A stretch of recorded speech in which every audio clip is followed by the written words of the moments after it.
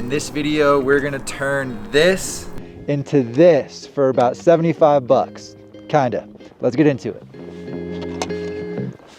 All right, what's up everybody? Welcome to the video. So for this project, we're gonna be converting an old Nidecker Beta into a split board. I chose this board just because it's a nice, versatile, all-mountain free ride board that holds it down well in the powder as well, and it's not too expensive. You are gonna need a few things to make this project work that could vary the price a little bit. So for me, this ended up costing about 75 bucks because I just needed to get the actual hardware for the split board. So some T-nuts, some split hooks, some tip clips, and some PTEX discs for the base. But you are gonna need, obviously, an old snowboard that you wanna cut in half. You're gonna need bindings and you're gonna need skins. If you wanna use your regular snowboard bindings, you're gonna need to get the Volet DIY kit. That runs about 160 bucks, but it'll have everything you need to make the split and use your regular bindings.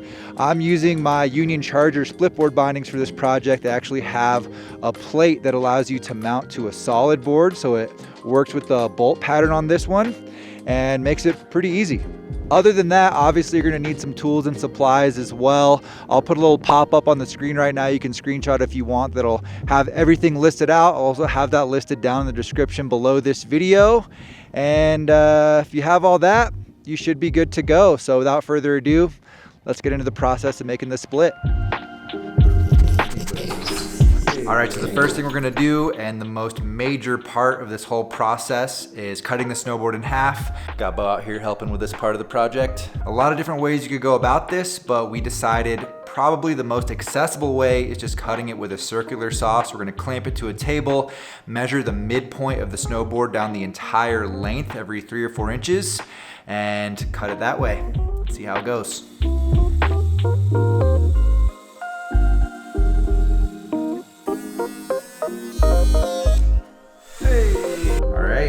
Step 1 complete. Thank you, Bo. All right, now that we got the board cut in half, the next thing we're gonna do is prep that new inside edge that exposes the wood core to be sealed with our spar urethane. So we're gonna take our sanding blocks, get that as smooth as we want on the inside, beveling the base of the snowboard a little bit as well.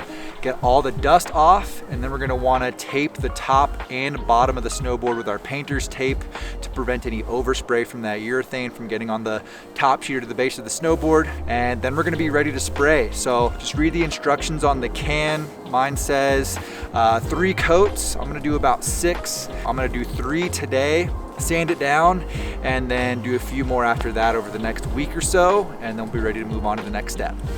You can do these next few steps in any order that you'd like, but today we're gonna be putting in the inserts for our touring bracket. So to do this, you're gonna wanna find the balance point on each ski, mark that on the top sheet with a pen, and then place the touring bracket centered right over that line where it's gonna be nice and balanced, and mark the holes.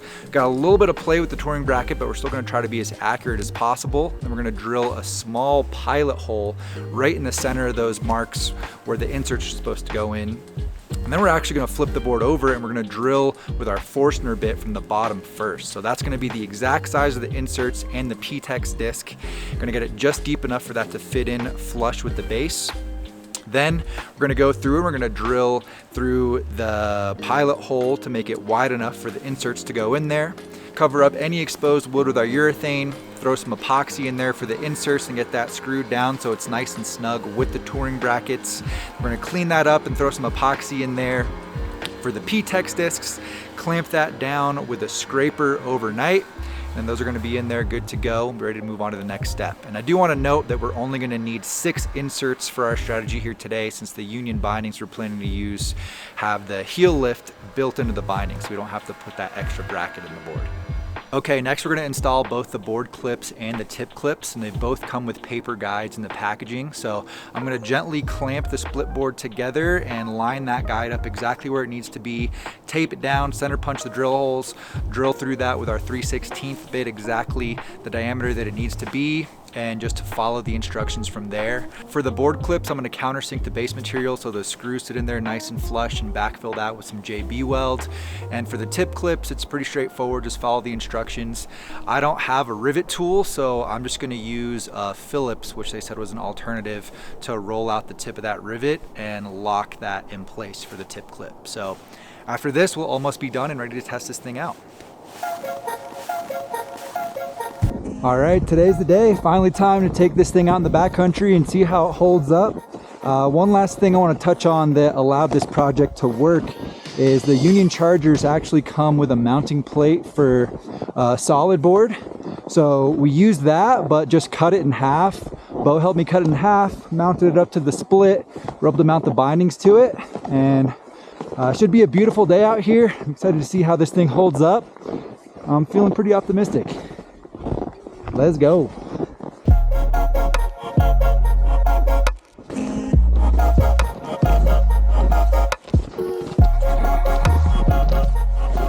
Almost to the top of our first lap here. Everything's feeling good, working how it's supposed to. Let's get this thing switched over to snowboard mode and get our first lap in.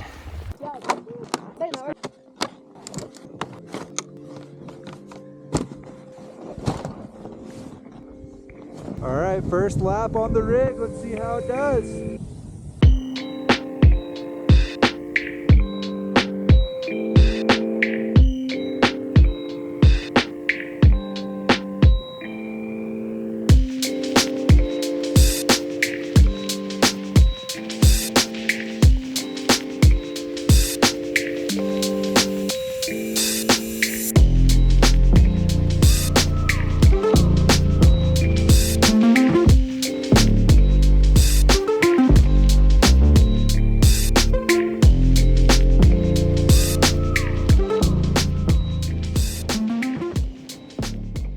That first run worked so good. We're back up at the top, about to drop for our second lap. We're gonna go full top to bottom this time.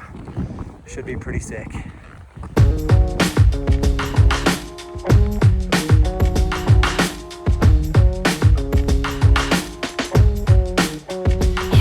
All right, lap number 2. Running dry on the tip of my tongue. I can taste your lies. To measure the love you throw around, I could never hold you down. One of us will have to take a bow.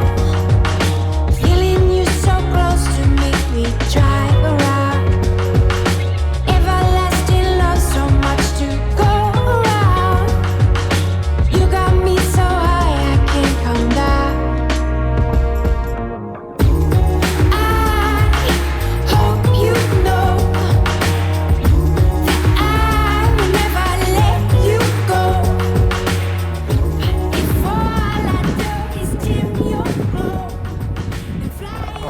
Gosh, I am so stoked on how this all came together. Could not be happier with it. It's working so good. And we got a little bit of a walk back to the car. Just want to give some feedback for any of you guys that are thinking about doing this yourself. Some takeaways for me would be just really take your time when you're drilling all the holes for the clips and the hooks to make sure you can minimize that gap in the middle of the snowboard as much as possible. I think I could have done a bit of a better job with that. And I also would highly recommend using a rivet gun for the tip clips rather than the Phillips screwdriver method like I did. I think that'd just be a little bit cleaner, but overall, pretty straightforward, works great. I think this makes for a nice low-cost way to get into it if you're trying to do that. So please drop a like if you like this video, share this with a friend. I appreciate all you guys. Thank you for watching today. And subscribe if you're new here.